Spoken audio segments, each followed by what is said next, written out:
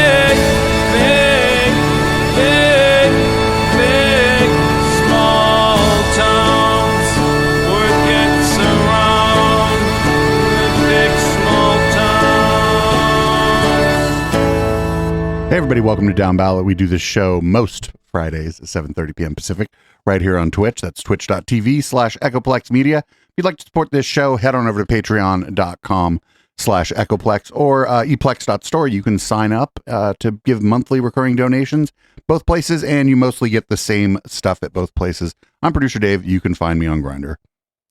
Yo, yo, yo, hear me now and understand me later. This is the Councilman. You can find me on Twitter at THE_councilman. Very simple. Very, very simple. If Twitter's still there, I really don't know. I haven't been on in a couple days. I should probably be tweeting about, the show and what we got on the docket, and maybe sending out some links in advance and alerting my 119 followers that, things are going on.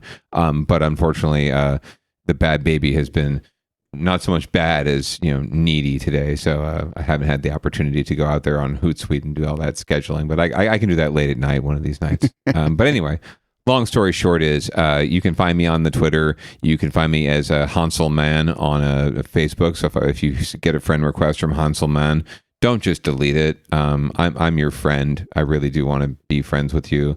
And I really want you to listen to the podcast and download it. And I want you to watch us on Twitch live, because it's just so exciting and the visuals are just the best. Like if you're only listening to the podcast, you are missing out on a bit of the show. So you should definitely watch us live. You should definitely give us all the shill bucks, and you can go to echoplexmedia.com to find out how to do that. All right. Well, shall we get into the docket? Yeah, there was no show released last week, not for lack of us trying to record a show, but we had some kind of technical snafu, and the audio came out in such a way that it would have been, if we would have put the show out, you'd have been like, what the fuck is this? Because it wasn't was the Russians. It wasn't. No, it didn't even sound like human beings. It was broken, completely broken. But whatever the problem is, I haven't been able to reproduce it and hasn't done it again. And we're live now, and nobody's complaining that we sound like static. So everything should be fine. Well, lovely then. Shall we get right to it? Yeah, this is a story that we covered last week that we decided that we couldn't not talk about. So this is San Jose church ordered to pay $1.2 million in COVID fines. A significant win for Santa Clara County tonight. A Superior Court judge has ordered Calvary Chapel, San Jose, to pay $1.2 million in fines for violating the county's public health order. This has been an ongoing battle. It has reached just about every court level. But as NBC Bay Area Stephanie Magallon explains, it looks like this is far from over. The San Jose church that defied Santa Clara County's public health order will have to pay more than $1 million in fines. A Superior Court judge on Wednesday ruled in favor of the county and rejected arguments presented by Calvary Chapel in 2020. They alleged county orders prevented it from exercising its religious freedom. What this case is really about is holding the most egregious entity that violated pretty much every public health order, holding that entity accountable. County Counsel James Williams says this decision is just one piece of a years-long battle, a battle our investigative unit has covered intensely. They sat down with Senior Pastor Mike McClure. Well, Wednesday's ruling focused on mask wearing during the peak of the pandemic, which reduced the original fine from $2.8 million to over $1.2 million. This is a really important vindication of those community interests and really important vindication of the diligence of everyone, both the 1.9 million residents in our community that during the height of the pandemic sacrificed to help save lives. According to Williams, the county's health orders and their enforcement resulted in one of the lowest death rates in the U.S. But the attorney representing Calvary Chapel, Mariah Gondero, says this is about the county's pride and the fight is far from over. When I saw the opinion, I didn't break a sweat at all. I know where the Supreme Court stands on these issues. We've already won at the 6th Appellate District 2 times. She's talking about what happened in August when an appeals court ruling reversed the lower court decisions that initially forced the chapel to pay up. The District Court of Appeals cited the U.S. Supreme Court ruling that decided banning indoor worship services in counties where COVID-19 was surging violated the freedom of religion. That same month, the Supreme Court decided not to hear a petition from the county, hoping to challenge the Court of Appeals ruling. I believe that this case is going to be a great vehicle on appeal. It's a very clean appeal. Gondero says the next step is to file a motion for reconsideration and/or appeal the case at the Court of Appeals. In addition, we have appealed the claim we brought specifically against County Counsel James Williams for First Amendment retaliation. Also at hand, a possible new lawsuit against the county for allegedly conducting unlawful surveillance of churchgoers. A long fight ahead, with both sides agreeing a settlement might be possible as long as it's reasonable. In San Jose, Stephanie Magallon, NBC Bay Area News. So I don't think the county's ever going to get its money. It's, less and less likely the more this drags on, right? And especially in the courts, as you get progressively higher up the court system anyway, it's becoming more and more Trumpian, right? So you're not going to have as many friends in the higher courts as you do in the lower courts. And it's already been diminished from 2.8 million to 1.2 million. But, We'll see. But yeah, I think you're right. It's going to be a real hard slog to get the money, if at all. They sound pretty stubborn, and their lawyer sounds pretty stubborn. So we'll bring you the next development in this story as it comes to us. But any thoughts on this, the pastor or this preacher here, and what he could be doing to, reap the benefits of this attention? Well, when this first started, I thought we were going to be seeing him on like Dave Rubin and maybe eventually making his way up to like Joe Rogan's show, like going on that kind of grift circuit where you go, oh, I've been canceled. And he, I don't know if he didn't try to do it or if he tried and failed, but with the one silver lining we can take out of this is that this dude failed to grift if he tried at all. Right. He hasn't become a thing. Right. Or a going concern. Right, he didn't turn into like Sean Foyt from Reading from the Bethel Church or whatever, Right. I'm curious to see, I'd love to see their coffers and know if they're, if they were able to play this in some sort of way into more donations, in a more private way, right? Not like necessarily going full Dave Rubin, but perhaps through their normal channels and through other internal channels, if they were able to, recoup anything out of this, because they're obviously paying an attorney, but I don't know how much she's charging, but they're paying an attorney. They are willing to keep fighting this, so they've got some sort of resources coming in. Oh, that attorney seems to be pretty ideologically in line with them, and she may also be maybe running this at a discount so that she can go on like a different kind of grift or get more cases like this going forward. Yeah, totally. She could be the go-to church defender against COVID-19 restrictions. Yeah, I think that I don't even know, this might be like the last, like there might not be any more of these cases going though, right? I don't think there's a lot of these happening. It's been a while since this all started, so. There aren't, I would imagine there aren't many that are still being, whatever you want to call it, adjudicated. Right. So I would guess that this is one of the remaining ones. There have been a lot of fines doled out, but nothing in the neighborhood of what they were accruing. But the county, they'll keep fighting it. They are also stubborn. James Williams, by the way, is the new county executive. He's going to be taking over July 1st, I think, as the chief, the head honcho, the head cheese in Santa Clara County. So moving from the county attorney's office, or the county counsel's office, I should say. So we're going to move on to winners and losers, where there are no winners. And this is, again, a story we got to last week, but didn't really get to because nobody heard it.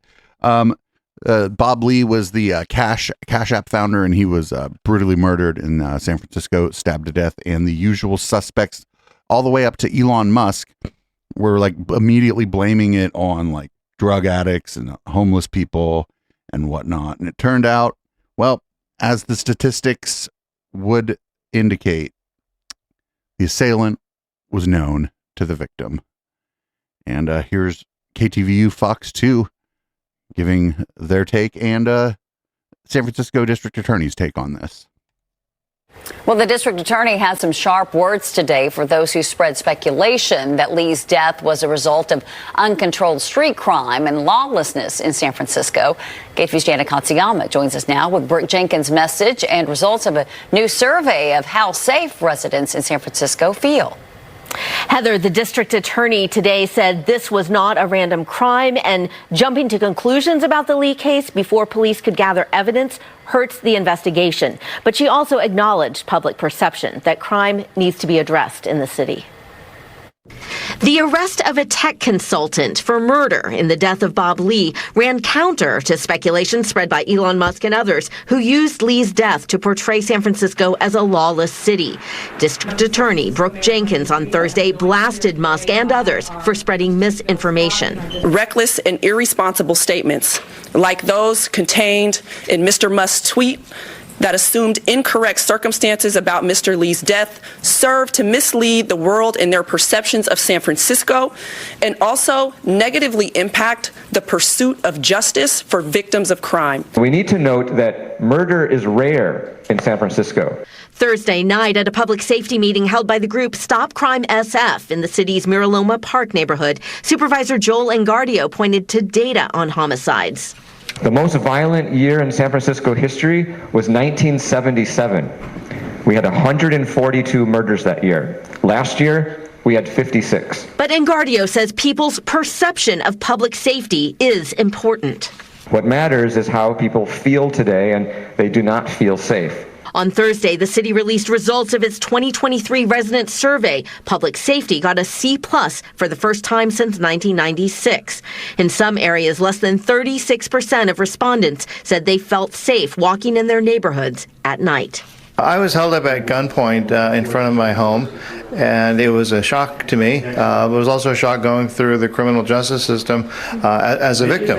John Trisvinia, former dean of USF's law school, says after being held up, he joined the Stop Crime SF group. This is neighbors coming together, some of whom are crime victims like me, some of whom are just concerned for our communities. And we're working together throughout the city. Supervisor Engardio called for creating a transparent crime database for the public. In Chicago, progressive District Attorney Kim Foxx puts all her data in the open. She lets anyone track the case from start to end with a comprehensive, transparent, and accessible online database. San Francisco deserves this too. And Chief Scott said today that another factor that is helping his department solve crimes is an increase in resources. The department staffing is down by about 500 officers, and the chief thanked the board and the mayor today for recently approving more funding. Heather. Right, Jana Katsuyama reporting live for us. Jana, thank you. So it was interesting how the story pivoted real quickly from, the tech bros were saying this place is a dangerous shithole, to like, well, we need more cops. People don't feel safe, need more cops. Right. It's kind of the narrative that's out there right now, and they're trying to push, right? You mean what I thought was going on isn't going on? Well, that's okay. I mean, we still need to do the thing I want because we need more, because that's going to solve anything. It's perfectly... in line with the DA and the mayor's push, right? They're not, like one would say, they're not tough on crime leaders necessarily, because they're San Francisco leaders when it comes down to it. But they're certainly not the progressive champions of social justice and criminal justice reform that some of us might want. But, who knows? Maybe they're the heroes we need right now. Anyway, it's not surprising to hear them lash out and defend themselves in this situation. Well, this public perception stuff, it's like, well, if you have like the richest person in the world who runs like the platform that all the news people are on, running the line that San Francisco's unsafe, and then the news picks up on the idea that San Francisco's like unsafe, and then all of a sudden the people think it's unsafe. Well, motherfucker, how did that happen? Right. It's a cycle, right? Like they pointed to the polling, right? Oh, only 36% of people feel safe. Well, guess what? You're reporting that only 36% of people feel safe.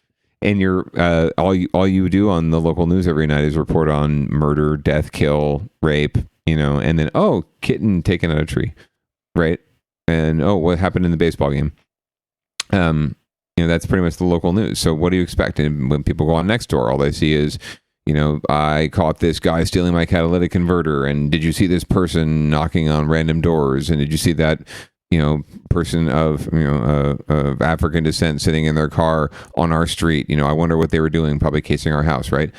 If that's all you see, then that's probably your perception of things. And especially if you're Elon Musk and sitting in the ivory tower and just sort of, or sitting on the porcelain throne and tweeting, then not really looking out your window at all, then that's going to be your perception for sure. Yep. Well, let's move on to Antioch. Apparently there were racist texts by Antioch police, and the fallout from that continues. Here's NBC Bay Area is reporting on it. Racist, homophobic, and misogynist Those were the words residents of Antioch used at a city council meeting tonight. In fact, that's how they described text messages allegedly sent by city police officers that are now under investigation. NBC Bay Area's Emma Goss joins us live at Antioch City Hall. It was a little bit of a free-for-all there tonight.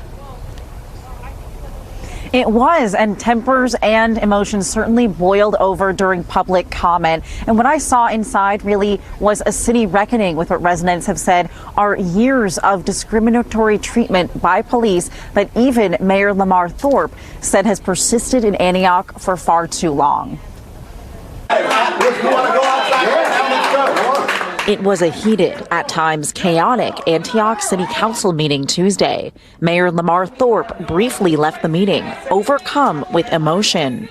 The central topic, offensive text messages sent between more than a dozen Antioch police officers over 2 years, uncovered by the FBI and obtained Tuesday by the East Bay Times. Messages like this one, where an officer wrote, "I'll bury that N in my fields." And yes, it was a hard R on purpose. When you hear these text messages, this was in their heart.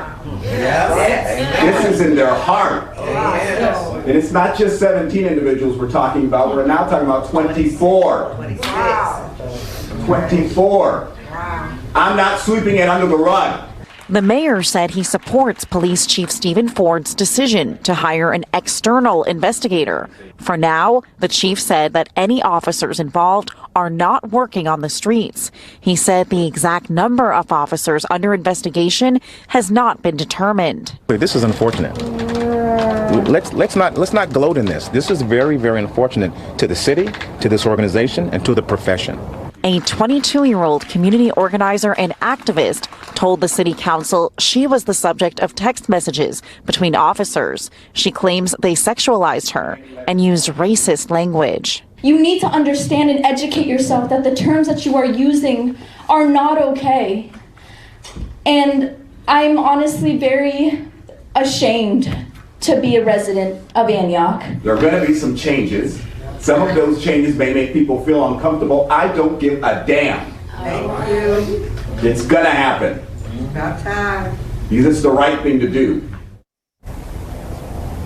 The city manager, city attorney, and the police chief have all assured the city council that an independent audit of these officers associated with the text messages is pending. But because this is also being investigated by the FBI, Police Chief Ford said that he couldn't comment on the details of an open investigation. Reporting live in Antioch, Emma Goss, NBC Bay Area News. Emma, thank you. I wonder what's going on there that the FBI is involved.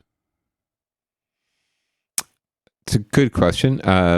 I think from our previous conversations around this, what I recall, more than likely hate crimes, since there was obvious, racist undertones, I should say. Sorry, not racial, racist undertones and overtones to what they were overtones texting, mostly, and overtones, mostly overtones to what they were texting, racist connotations. That could constitute a hate crime if they could link that text about wanting to bash someone's brains in to someone who actually got their brains bashed in. That could absolutely be prosecuted as a hate crime, and that's a federal offense. So that would be why the FBI is involved more than likely. And who knows at what stage they got involved, but they are involved now. Yeah. So hey, more cops. Let's put more cops in the street. I think that's a great idea. Well, it was interesting to see the juxtaposition of the mayor's tone and demeanor about this versus the police chief. The mayor was obviously kind of pissed, right. And the police chief was like, "Well, this is unfortunate," and it's like, "Oh, unfortunate, you say?" Gee golly gosh, right? Yeah, no, the dude had to leave the room at some point. It got a little contentious. Apparently, some of the public comment got a little contentious too, and some people saying like everyone's just being too sensitive about it or something. Which is great. So if the mayor had to leave the room, there's some stuff's going down. But good to see, holding firm and saying change is going to have to come, and it is. I just can't imagine like the police chief not coming out and saying, "Hey, look, heads are going to roll. Like you can't do this." Like I can't imagine. Like I can't imagine that being the first thing this motherfucker says. "Oh, this is unfortunate." No, the first thing this motherfucker says is, "You do anything like this at all ever again in Antioch police force, and you will immediately be fired. And we may find that if you've broken the law in any of these cases, we are going to prosecute you to the fullest extent of the law, no matter what your job is, cop or not. But the police chief, I guess, can't come out and say that because, you know, politics. Although I would argue that the police chief is the one who, you know, really needs to come out and say it. It needs to be from the top down, right? And so if this guy's going out there and saying, well, this is unfortunate, you know, that's going to be the tone of the whole entity, because it is a chain of command kind of a organization, right? And where the fuck are the good cops at? You know, everybody talks about all the good cops. Where the fuck are the good cops at the city council meeting going, I can't believe my colleagues were behaving this way. We absolutely need you. Like, where the fuck are the good cops? They're defending the thin blue line, right? I mean, that's it. I think at the end of the day, we know. I mean, my question was rhetorical. I know where they were. They were like, oh, I'm so sorry. I apologize there for wasting everyone's time. Sorry about that. But absolutely, you know, I think we should just hire more cops to send more racist tweets or texts and to, you know, just generally be more racist. I think that's a great idea. So next budget process, let's do that. Let's get that done. You know, it's like, I just wonder, like, you know, what's the violent crime rate in Antioch versus San Francisco, and why isn't Tucker Carlson talking about no Antioch? Yeah, right. Well, that's actually a really good, or leads to a really good point, in that, you know, it's not as though this ends, the scale ends in Antioch, right? Or this problem ends in Antioch. I'm guaranteed the police in San Jose police have been uncovered doing this, engaging in this kind of shit. You don't say. Text, yeah, right. Text threads, racist and otherwise belligerent text threads, misogynistic shit. You know, it happens in every department, man, all the way from the smallest to the biggest. So to think that it just ends in Antioch is like, would be to be fooling yourself. So it's everywhere. It's prevalent in the entire, like you've said before, it's a systematic problem that recruits people that want to be a part of that kind of a system, right? And have a mentality that will survive in that system. And the few who don't want to be a part of that fucking shit, they get just kicked out the funnel at fucking damn near the top, because they fucking, they're like, oh, this is the score. Well, right. Nope. Not going to do this. And maybe they got into it for the right reasons, right? Maybe at the end of the day, or they just needed a good job and they thought it'd be a responsible thing to do, right? Right, and they're like, "What do you mean? What do you mean? This is what we wait? What? That's not what it said. What? Yeah, that's not what your recruitment ad said. What are you doing? Right? Yeah. Can I sue you for false advertising? Wait, what's going on? Right. I'm gonna go install, you know, microwave ovens and custom kitchen delivery. Well, this we're gonna go to the other end of the bay, almost the exact opposite end of the bay, down to Los Gatos. This is the Los Gatos party mom. Just real quick, she was letting her son have parties, which would have been fine, except for the kinds of activities going on at the party, where she was an adult and the people there were minors, and she's in deep doo-doo because she was like encouraging people to have sex, allegedly watching them. There were sexual assaults that were alleged to have happened there. She was not just like looking the other way if people were drinking, but providing alcohol. Yikes. So this is just the latest installment of her court appearances as she winds her way through the penal justice system. Thanks so much for joining us on this Friday morning. I'm Chris Sanchez. Marcus and Laura are off. Our top local story now, the mom accused of hosting those wild parties for young teens appearing before a judge today. NBC Bay Area's Pete Serratos was in the courtroom as proceedings started this morning. Pete, prosecutors laying out some pretty disturbing details in those allegations. Yeah, definitely some disturbing details and emotional statements from some of these victims, Chris. Now, that court hearing did just wrap up, and Shannon O'Connor, who we're talking about here, right, that so-called party mom from Los Gatos, she was in court today. Now, the district attorney did present some of that witness testimony for the judge to consider when it comes to sentencing O'Connor. Now, just for some background on it, she did previously plead guilty to dozens of charges, 39 charges altogether, and those charges include child endangerment, providing alcohol to minors, as well as sexual battery. But today it was all about these witness statements. I want to talk about some of the testimony that we were able to hear. Now, you have the deputy DA read about 4 victim statements. I want to point out these victims were around 14 years old. They were either a freshman or entering their freshman year. We also heard from a few victims here today and their parents. So it painted a picture of these parties, these alcohol-fueled sex parties that she was allegedly putting together that was targeting the friends of her teenage sons. And these parents talked about how she gained the trust of these parents to allow their kids to go to her home. And at that point, those kids were given heavy amounts of alcohol. There was one account of a kid saying that he was one of the kids was passed out from the alcohol. And then another quote from a parent who said that her daughter was taught to drink like a rock star to take part in these alleged sex parties. Now, as far as the next steps, on May 5th, the deputy DA says that the judge will have an informal meeting with the district attorney and the defense attorneys. Well, they will recommend what the sentencing may be for O'Connor, and then they'll come back on May 16th, and it will be presented to O'Connor during that court hearing that's scheduled for May 16th. We're live here in San Jose. Pete Serratos, NBC Bay Area News. Are they going to throw the book at her? Oh, I hope so. It would be glorious. I do want to find out more about what went down, but at the same time, I want to respect the victims. And now it's like even more like, man, freshmen. I mean, granted, any kind of minor, whatever, but 14-year-olds, good Lord, dude. Yeah, every year younger, it gets like way more cringe, right? And what I want to know what her goals. I forget if they've covered any sort of like motive at this point, up to this point, or if we even know anything about that, like other than wanting to impress her son, right, and be like super mom, right? Right. Just wanting to be cool, probably. I mean, wanting to be cool doesn't go away magically because you're an adult and you have kids, I don't think. That's true. I struggle desperately to be cool all the time. I think I'm pretty cool, but I know I'm not. I'm a full-time Twitch streamer. What's cooler than that? Not much, bro. Not much. That's the live in the dream. Well, wrapping things up here on Winners and Losers.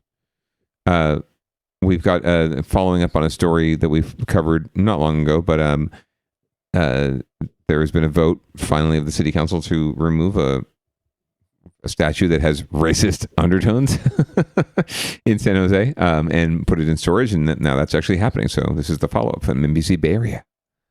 A notable change in San Jose after more than 3 decades of controversy. The Thomas Fallon statue is coming down. Many local leaders are questioning the legacy of the one-time mayor of San Jose. Here's NBC's Marianne Favreau. The San Jose City Council voted unanimously back in 2021 to remove the statue, and today crews using jackhammers began the process. The 12,000-pound bronze sculpture depicts Captain Thomas Fallon raising a U.S. flag in San Jose on what was then Mexican land. Ever since the statue of one of San Jose's first mayors went up here at Julian and St. James Streets, it's been controversial, with some saying it represents racism and oppression. Today, crews using jackhammers began the process of removing the statue from its pedestal. It's something James Dominguez and his tribe fought for years to see happen. It's just like having a statue of a tyrant in the middle of San Jose, and we're trying to move forward from this and not move back. Gregory White works near the statue and is also glad to see it will soon ride off into the sunset. It represents racism, it represents genocide, it represents parts in history that, of course, they need to be remembered but not celebrated. For years, the Fallon statue has been consistently vandalized. Someone even doused it in red paint. Others fought to keep the statue to remember a significant moment in history when San Jose formally joined the U.S. The city says the cost of taking down the statue, which includes traffic control and heavy machinery, is $450,000, and it should be gone by May 4th. Once the statue is removed, it will be placed in storage. In San Jose, Marianne Favreau, NBC Bay Area News. So, May the 4th be with you. My take on statues and naming fucking coliseums and shit is that it should just always just be for 5 or 10 years, and it should be like installed so you can just pull a couple bolts out, pull that shit up with a crane and replace it with another statue with the same fucking bolt pattern, like you'd put a new motor in your car. Because not for nothing, one, it allows you to maybe honor more people via statues and naming of public buildings.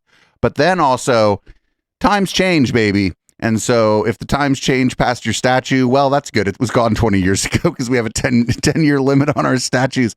I don't see how I feel like this is the best way to do this shit. Right? Like, if you could even bring the statue back after the other statues there if you want. Like, you could rotate in a few different statues. Like, you do whatever the fuck you want, but like, put some other fucking famous person up there for a while, or put an ode to the dollar there, or whatever the fuck. Like who's that guy? Moore's Law? Put a Moore's Law statue up where that statue used to be. Like, sure, you can have you can make them interchangeable too, right? Like a little pedestal, and then something that like slides into the pedestal, and you just you have a new piece of public art or a sculpture or some sort of tribute of some sort. Yeah, I think that'd be kind of fun. And you're right. It gets a little dicey. It gets dicey anytime you're naming things after people, right? And whether they're alive or dead. I used to have a thing about, well, you shouldn't name anything after someone who's still alive, but actually, you know, because they still have time to do shit and they're still doing things, right? And it's kind of weird. At the same time, you know, once they're dead, it's like you can't really do anything about their legacy. So once it's uncovered, it's like you're kind of fucked, right? You can't. There's no massaging it at all. So I'm just sort of almost not in favor of naming things after people to begin with, and because all your heroes are trash eventually, or they turn out to be trash in some way eventually, right? As the good wife would say. So maybe we should stop naming things after people and start naming things after, you know, things and what they're around, and, you know, tiddlywinks or events in history, right? This is the coronation of San Jose statue, and then there isn't anybody on there. It's just like San Jose's like crest or whatever until that's a problem. Right. Or like, right. Just name it after a fucking cool cat, and I do mean a kitty cat that hung like Boots the cat never said a racist word because it just says meow. Yum yum yum yum yum yum meow. So yeah, we'll see what can be done. I'm curious to see what happens in that space. I don't think anything's actually going back in that space. They are rejiggering the roads there anyway, so it may be that nothing goes in there. So we shall see. But there's a new little parklet nearby, so perhaps they'll build some sort of commemorative plaque or seal or something there to commemorate that moment. And of course, if you ever want to visit, that area is one of the more historic areas of San Jose, by the way. Not just there's the Fallon house, so Thomas Fallon's home, which is not getting torn down, is just a block or so away from that, right across the street from San Pedro Square. And within San Pedro Square, actually, and San Pedro Market is the oldest, I believe, oldest building or oldest adobe building in San Jose, from the original Pueblo, back in 1777 when San Jose was founded, or at least when it was stolen from the native Ohlone tribes, and then founded as part of Mexico. So there you go, a little history lesson. If you ever want to check it out, go to the San Pedro Market, have a nosh, have a beer, and check out the oldest standing structure in San Jose. There's a lot of good restaurants in San Pedro Market.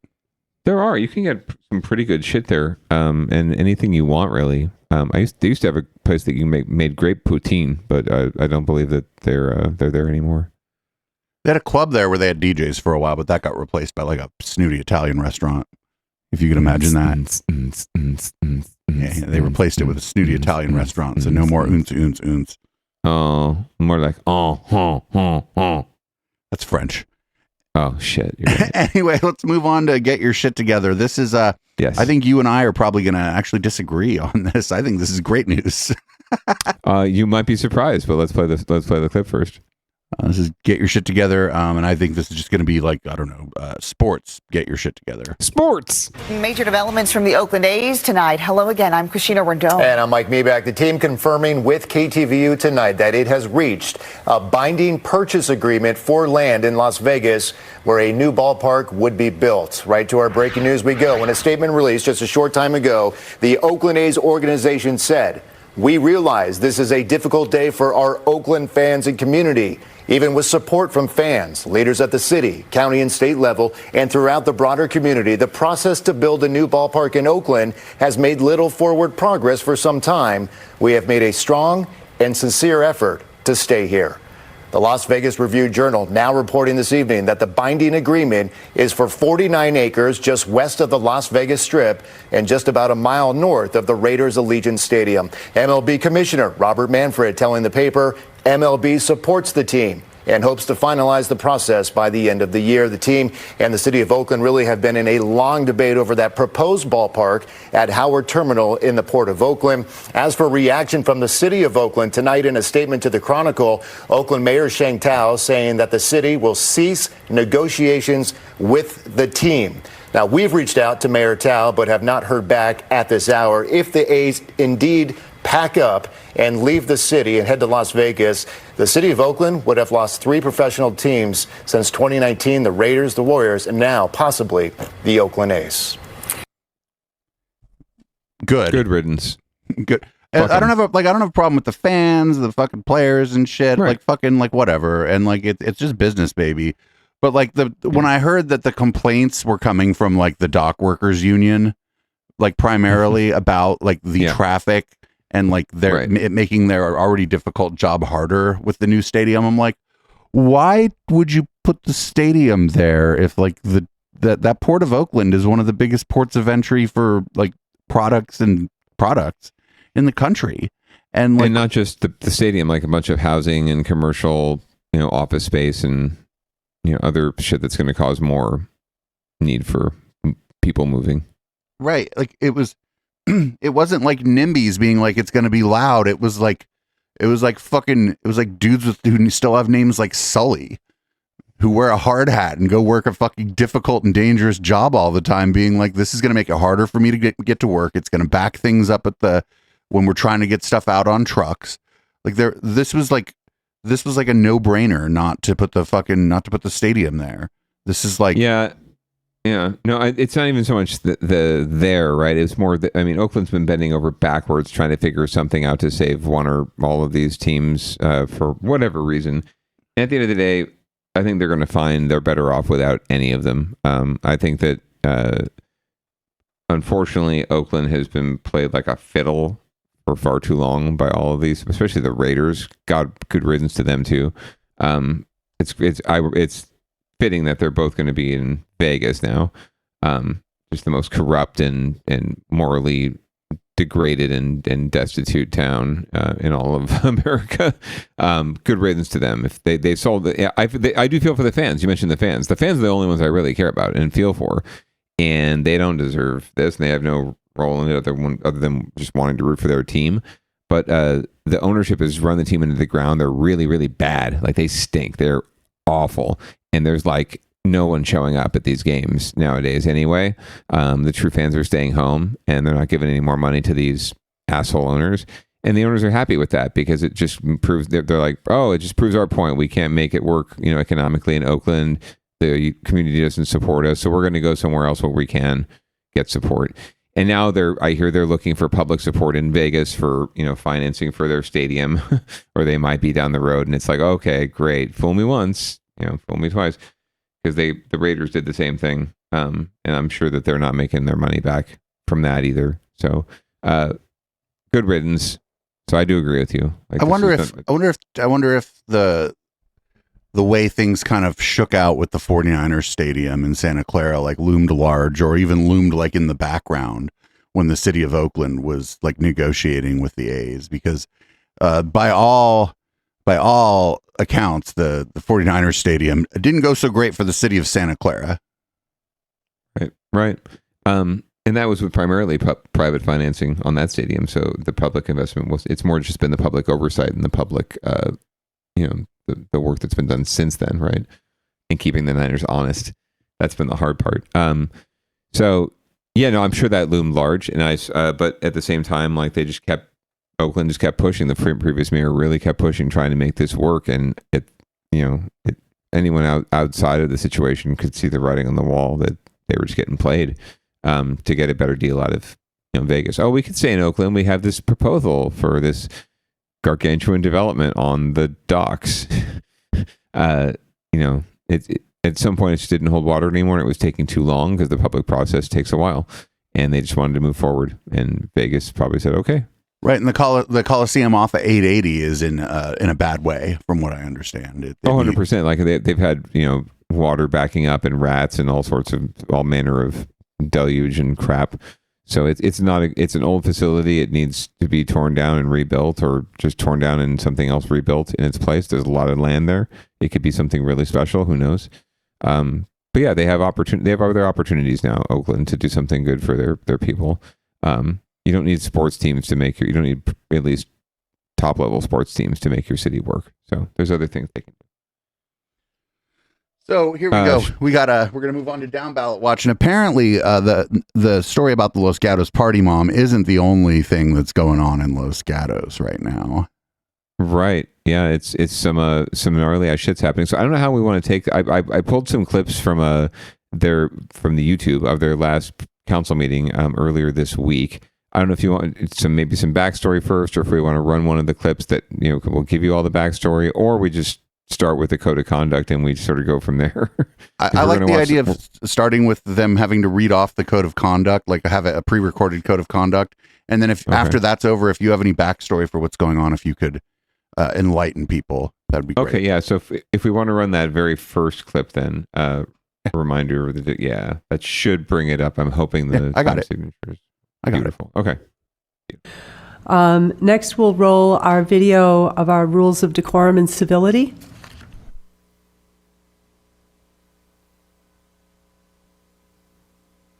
The public is welcome to participate at town council meetings, understanding that the purpose of the meetings is to conduct the important business of the town in an efficient and effective manner.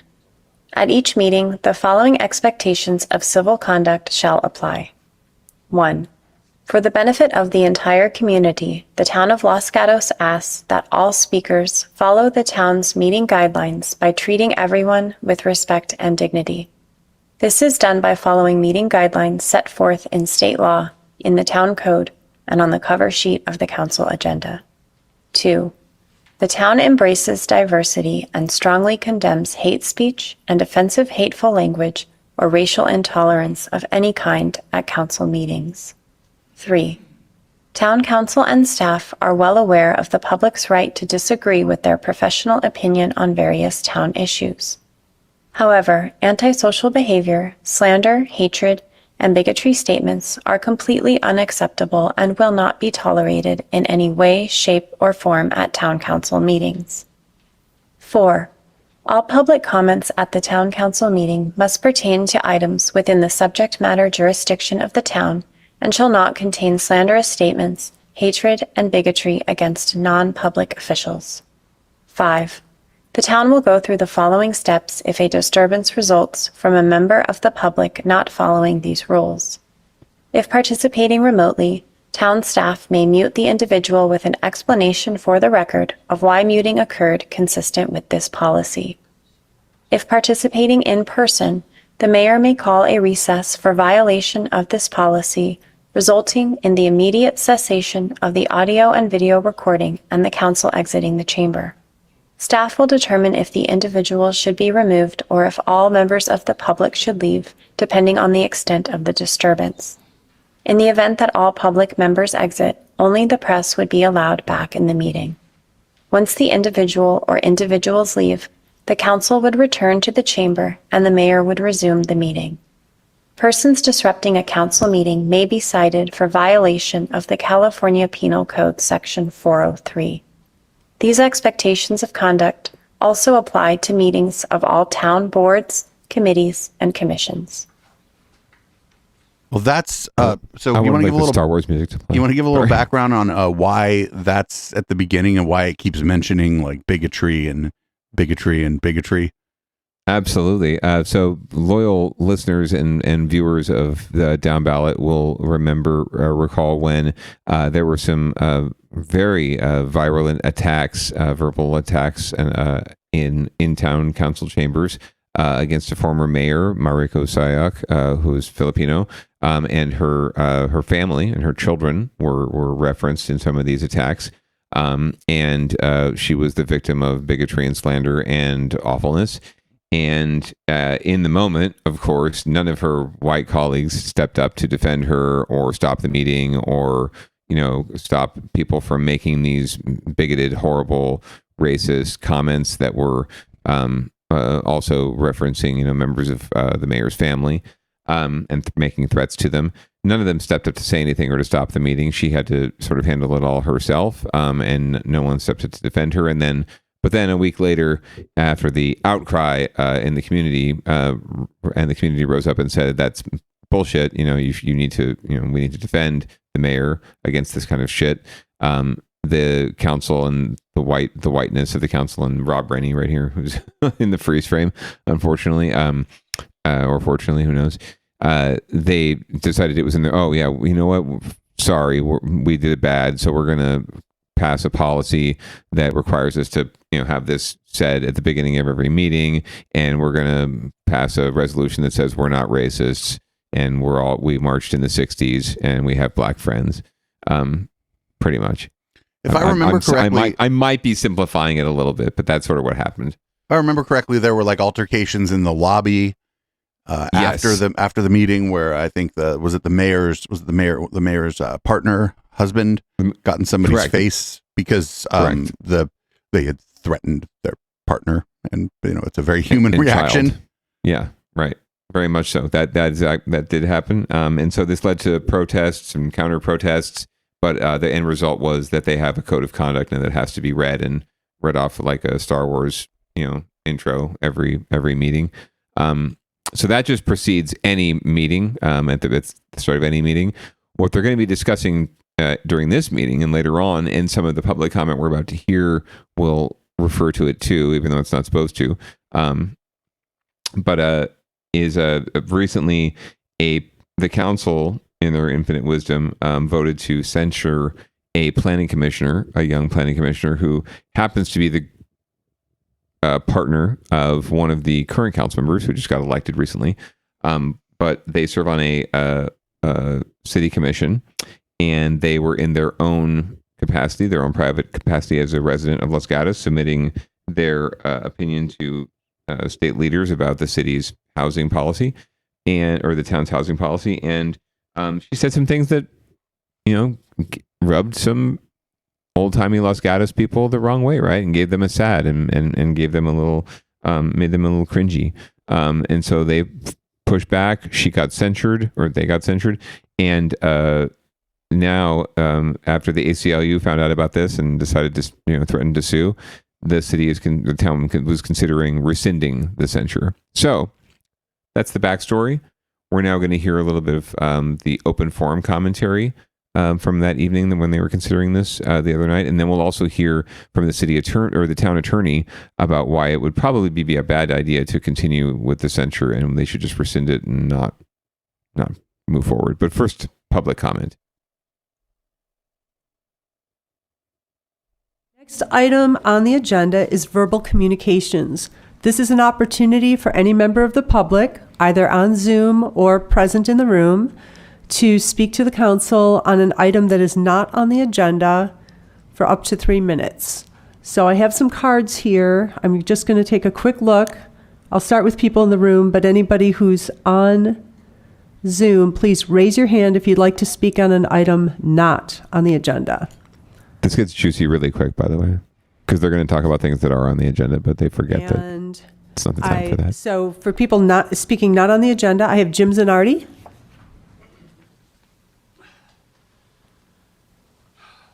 My name's Jim Zanardi. Been a resident here for all my life. And I have a question. I assume that all of the council believe in the Constitution of the United States, and I assume that you all agree with freedom of speech and freedom of expression. I would assume that. My question is, we come to this meeting and we have to sit here like a bunch of robots, and people can't express their opinion. When somebody gets up and says something they like, or one of you people say something they like, they can't applaud, they can't, that's China. That's what that is. That's China. And that's wrong, in my opinion. And if people in the audience agree with me, applaud. Thank you. What the fuck? At least he didn't take 3 minutes. So verbal communications is their version of open forum, where you come up and you have a chance to talk about anything that's not on the agenda, right? But you also, you can't ask questions or get responses from the council or staff, and it's nothing, and there's really no power in it. You're just sort of addressing the item, and if the council should decide to take it up at some point, they will. But it's really just a chance to vent, and that's what this gentleman just decided to do. The next couple are pretty choice, though. Thank you. I do want to remind people that our job here is to do the business of the community in an efficient and respectful way. And, there are times when we applaud, like for pledge leaders or when we give a commendation. But the general way that Los Gatos has always run its meetings is to ask people to not react at all. And part of that is to show respect for somebody who you may not agree with. So if you have a large group of people where it can be very intimidating if somebody's speaking a minority opinion. So this is the way we run our meetings, and I would just appreciate if we would stick with that form of decorum. Thank you. Our next speaker is Ron Meyer. I appreciated the mayor just taking it right back to just basics there. Be nice. The topic I have for you tonight is regarding accountability. Maria Risto, town mayor, Gabriel Wellen, town attorney, Laurel Pravetti, town manager, did not follow Los Gatos town policies and processes for the proper discipline of Kylie Clark, town planning commissioner. Their combined incompetence put the town of Los Gatos in legal jeopardy via an ACLU threatened lawsuit on behalf of Kylie Clark. Los Gatos citizens submitted complaints to the town council regarding the November 18, 2022 email from Kylie Clark to the housing elements hcd.ca.gov with the email subject, Los Gatos General Plan Referendum. The 92 ACLU FOIA documents available for review on the town portal show a mayor acting unilaterally and not following town policies. It shows a town manager involved in the process where, per town policies, she has no role in the discipline process. It shows a lack of competence by the town attorney with respect to alerting the mayor that her unilateral actions could be putting the town in legal jeopardy. It shows the mayor's disrespect for the following proper town policies, fellow town council members, town citizen referendum sponsors, and signers. The ensuing chaos and animosity displayed in the mayor's correspondence with ex-town mayor Mariko Sayak and Town Chamber of Commerce Executive Director Catherine Summers shows a lack of respect for Los Gatos citizens and her incompetence in carrying out the town's business. The mayor discounted not only the current town attorney's advice, but the previous town attorney's advice with respect to following the correct discipline process as prescribed by the town's code of conduct policies. Kylie Clark's November 18th email, which she claims is submitted as a concerned citizen to alert and inform HCD of the town's referendum. She states that the referendum was sponsored by a few rich white anti-housing men and signed by town citizens for placement on the 2024 ballot. Kylie's questioning of the referendum's legality, a constitutionally guaranteed right, show a lack of knowledge. It shows an ignorance and an arrogance that confirms her inexperience, bias, and prejudice.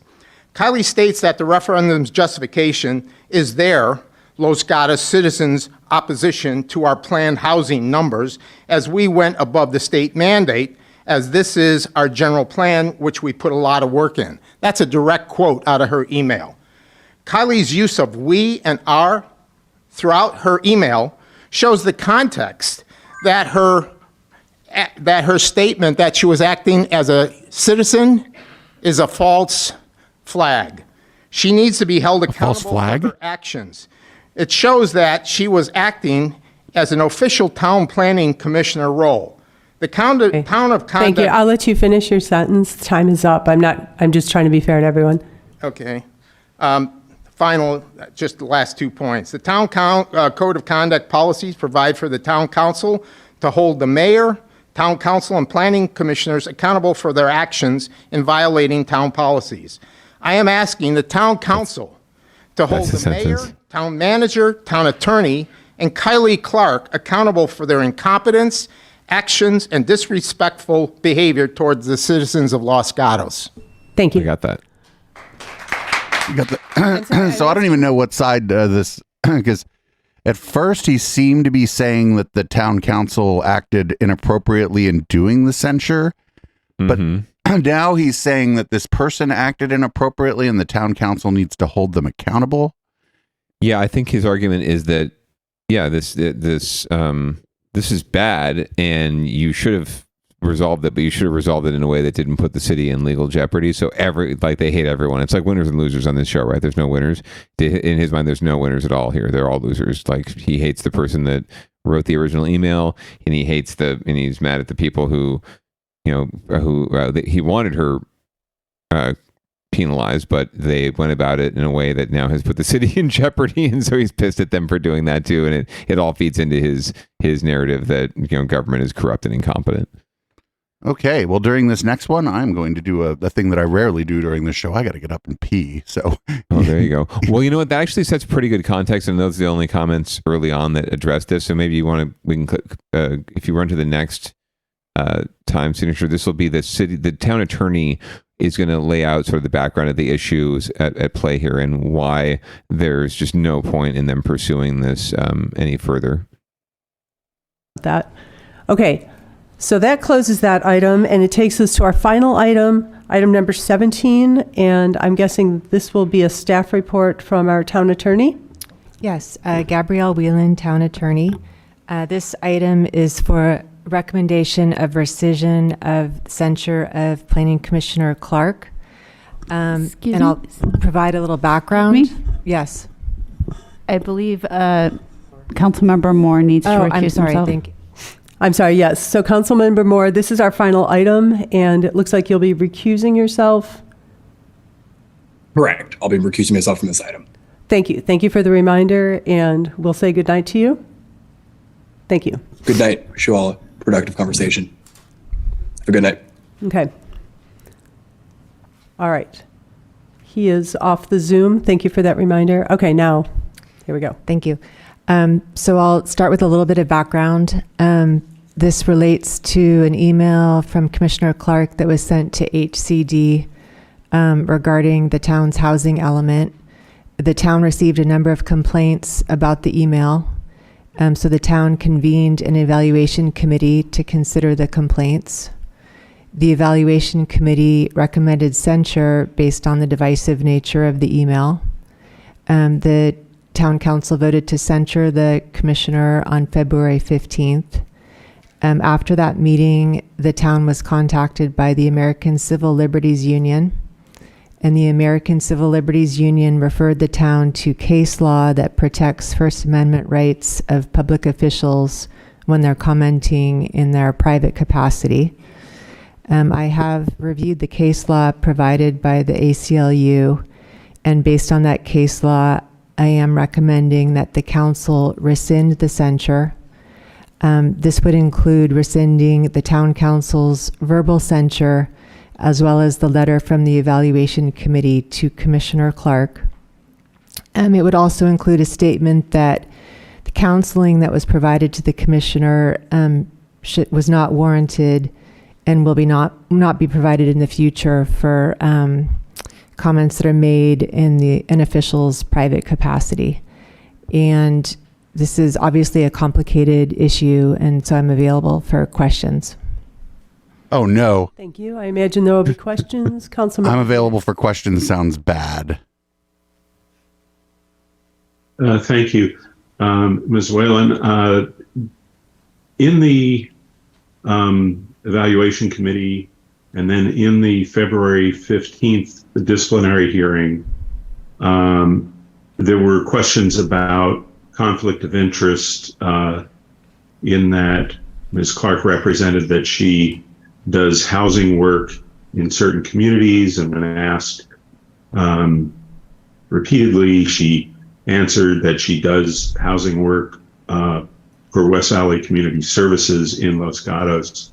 I don't see anything about that in the staff report, and I didn't see anything about that in the original evaluation. I'm sorry, I didn't see anything about that conflict of interest and her Ms. Clark's responses on that matter. Is there a reason why we're not addressing the potential conflict of interest? So the conflict of interest is based on the State Political Reform Act, and that's based on a public official's source of income. When the complaints were initially submitted, I reviewed the complaints against the Political Reform Act, and it appeared to me that West Valley Community Services was involved in providing services to the homeless. That did not appear to constitute a conflict of interest with the commissioner's duties as a planning commissioner. If I may, as a follow-up, my specific question was about her answers to questions that were given during the February 15th hearing, where she stated that she does housing work in communities, and when asked, is she employed, is she paid to do housing work by West Valley Community Services? She answered yes. So is that, again, I'm not going back to the information that you researched for the evaluation. I'm talking about the information that came out subsequently in the hearing. Mm-hmm.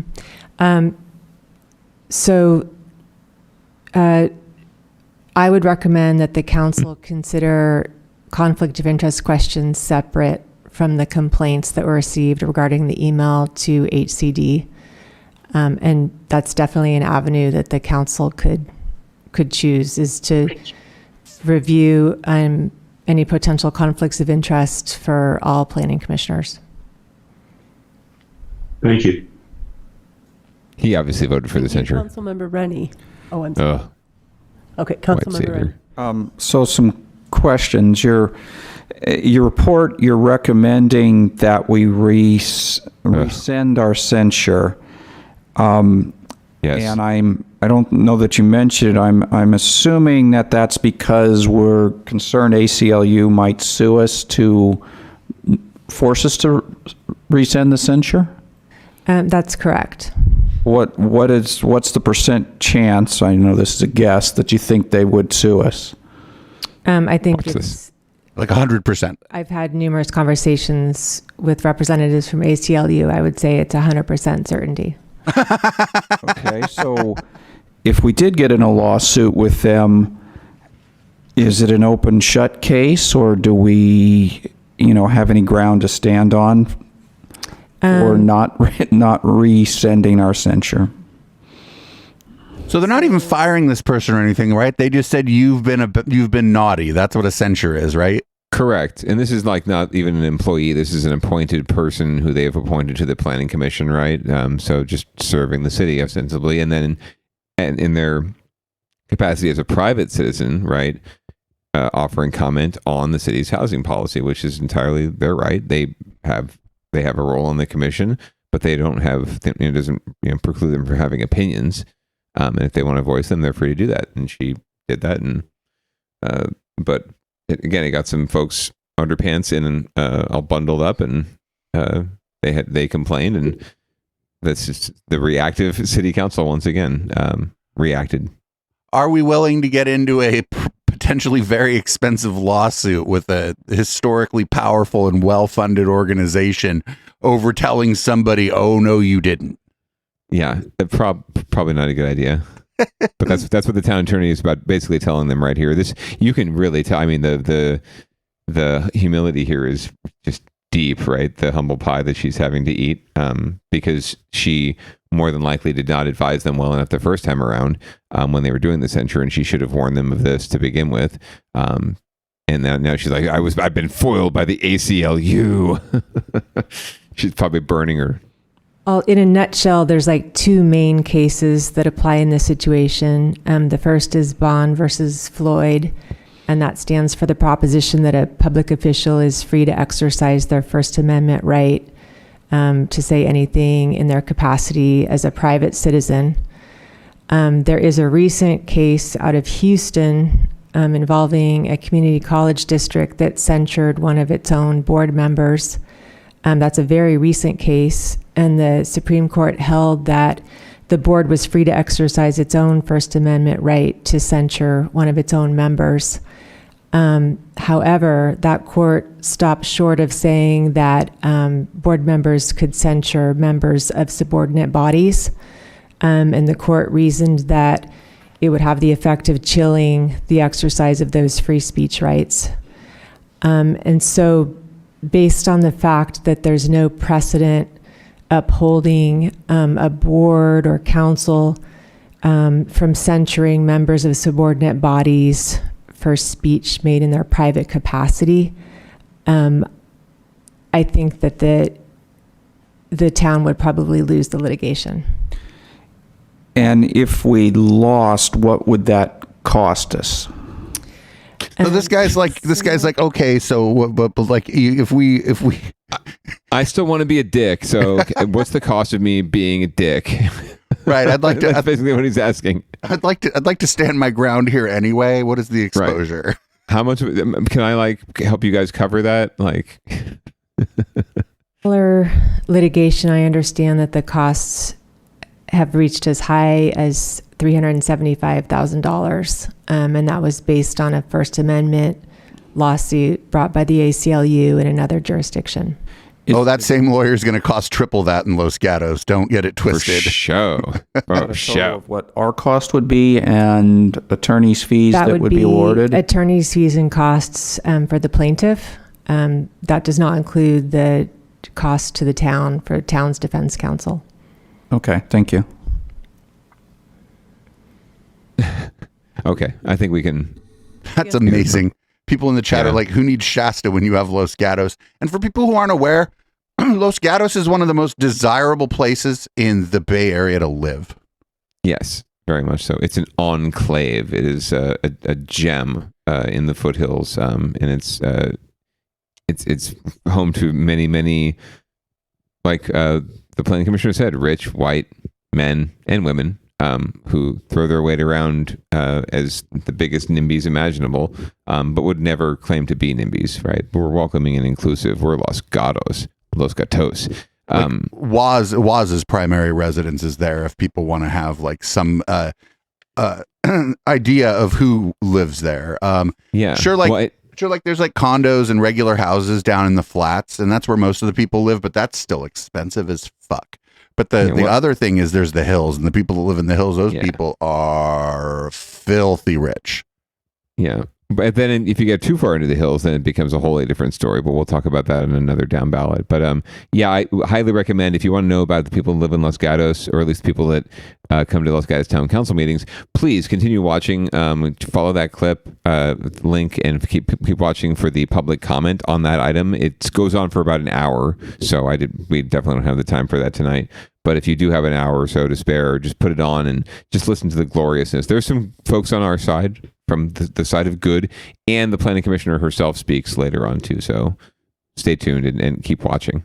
Ooh, I may move that on. I may move that on over to the random late night video docket when I get a chance. Because you may have to. Yeah, it'd be a good after party or a good post docket.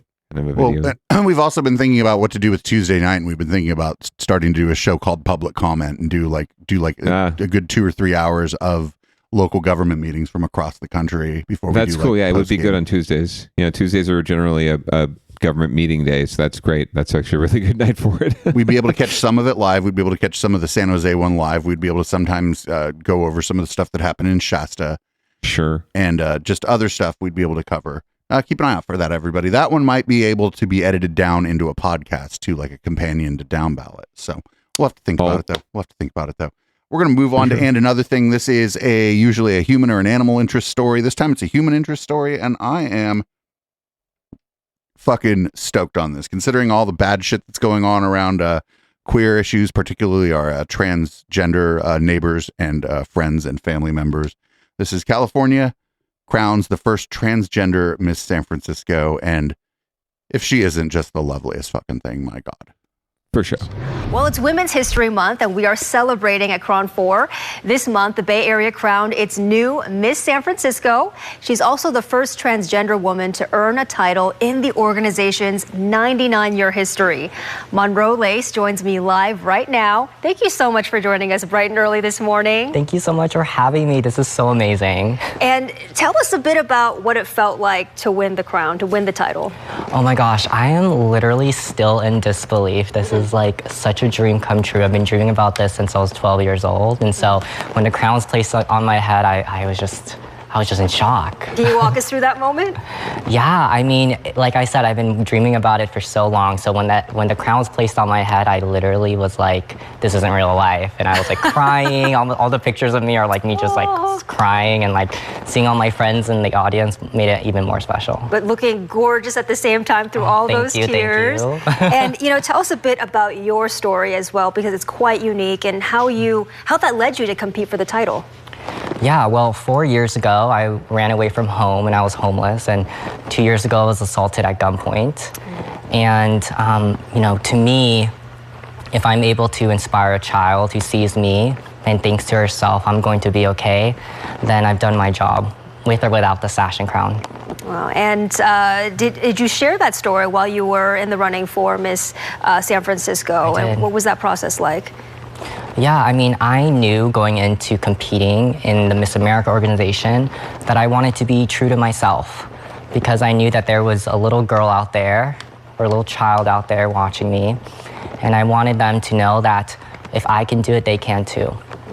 Where do you find the inspiration to speak up for yourself? Where does that courage come from? Because it's not easy to share to share stories of trauma. Yeah, I think it comes from thinking about all the other survivors, all the other children who are at home and are going through exactly what I'm going through. And if I can be a voice for others, if I can in some way help those that have been harmed feel less alone and less ashamed, and so that they don't have to carry that burden on their shoulders alone and in silence, then I want to be able to use that platform. And Monroe, you identify as being part of the trans community. Tell us a bit about how that shaped your experience in the pageant. Yeah, I mean, I am so blessed to be part of an organization that really strives for diversity. And I think what makes Miss America so special is the sisterhood, that no matter who you are or where you come from, whether you represent a city like San Francisco or a rural town, we are all bonded together because of our passion for service style, success, and scholarship. And so I think every woman in this organization represents a part of America, and Miss America represents the best in all of us. And that's a beautiful message. And this is Women's History Month, of course. We're at this time when women have gained so many privileges, and yet it seems like at the same time, privileges are being taken away. What is your hope for the future, and are there any changes you'd like to see?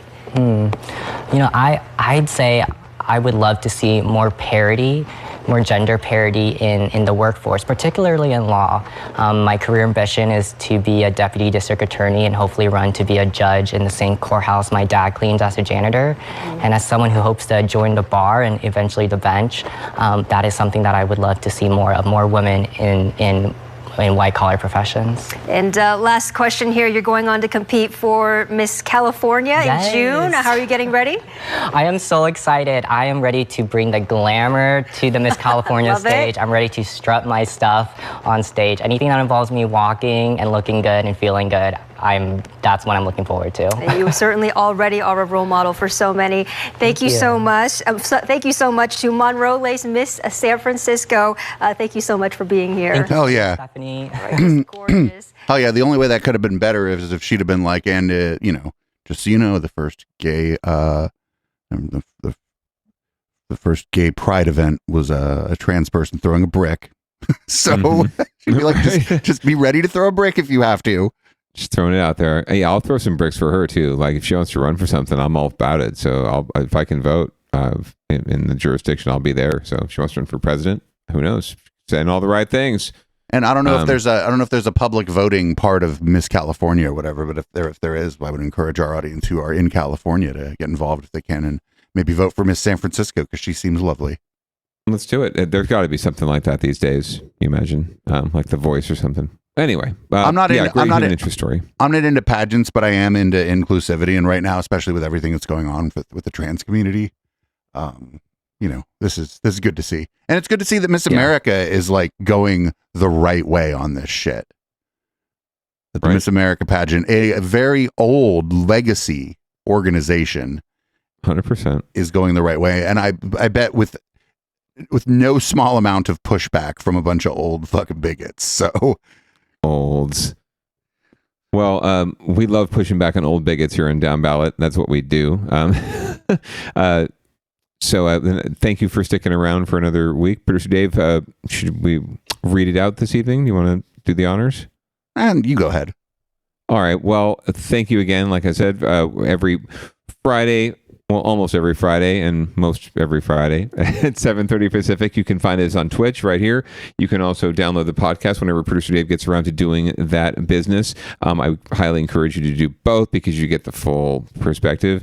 And obviously go to echopluxmedia.com support page to learn how you can give us a few bucks just to keep the signals rolling and the wheels spinning and the gears turning and hopefully keep us from sounding like gobbledygook. Once again, this is the councilman. On behalf of Producer Dave, I wish you all a pleasant weekend. Please, get yourself vaxxed, wear a mask if you feel like it, and then pants are completely optional. This is Audible Smoke, and you're listening to Echoplex Media. Stay tuned for Conspiracy Bingo if you tuned in live. Bam.